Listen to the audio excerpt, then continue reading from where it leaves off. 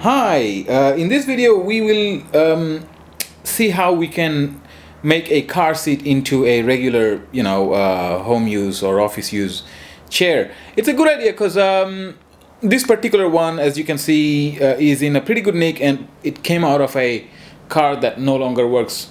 The car doesn't work, so the wrecker is selling part by part. Hence, I paid peanuts for the seat. I bought the whole set, and in the end, we should end up with a perfectly decent working piece of furniture, and fraction of the cost otherwise what you would pay. So let's get started, see what we need to do. So the plan of action is thus. As you can see, there's the metal frame that was initially attached to the car's chassis, and it is already pretty sturdy, and the holes are already in place. All we need to do is make a structure that will or give it a structure that which will form its footing.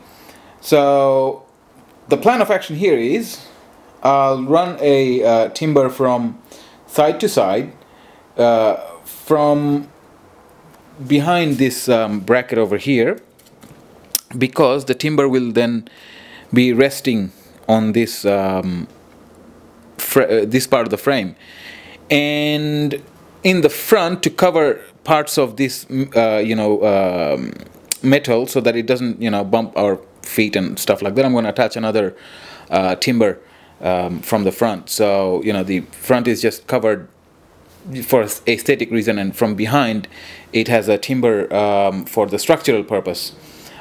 So let's get started with that. So the timber has been joined with one screw and obviously a rather big washer. Now the screws are as thick a gauge as I could drill in. Well, I could have gone thicker, but anyhow, that's strong enough for the purpose. And as you can see, the timber is pretty much up against the frame. So as the pressure comes from the bottom, the floor pushing up against the frame, the timber is going to be just fine over there. It's not going to go anywhere. Now the next bit of business, that'll be the covering up the front. However, before we go into that, let's touch what's happening at the back. Okay, at the back, one side of the frame is protruding outwards, as you can see a little bit, and the other one is like so. They're not the same. Now this would have fit in the car just fine because that's the way they made the chassis. In our case, it complicates things a little bit. What we're going to have to do is improvise. I'll be running a timber, bolting it from this end, and on the other side it'll run under it and then bolt it from the top, or screw it from the top. So that is also because on this side, as the frame is vertically standing like that, it actually needs to be like so. See, this needs to be off the floor a little bit, so that timber will solve that issue. So yeah, let's do that and then see how the result is. Right, so the timber has been attached to the rear of the frame. As you can see, I had to cut a little section out to actually make it fit properly. So yeah, that was part of it anyway. I mean, we had to improvise, and that side had been screwed in. Now what I'll do is go over with the bottom a little bit further. Right, so that's the bottom as it looks.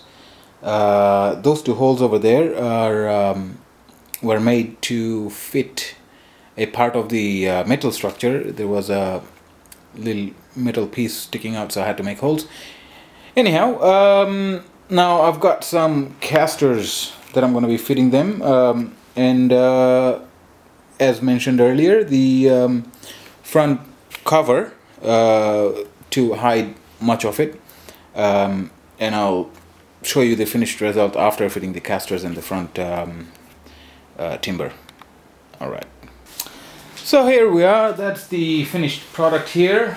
I still have to get the levels right, and the front needs to be painted, but apart from that, it's on castors and you know, moving quite freely.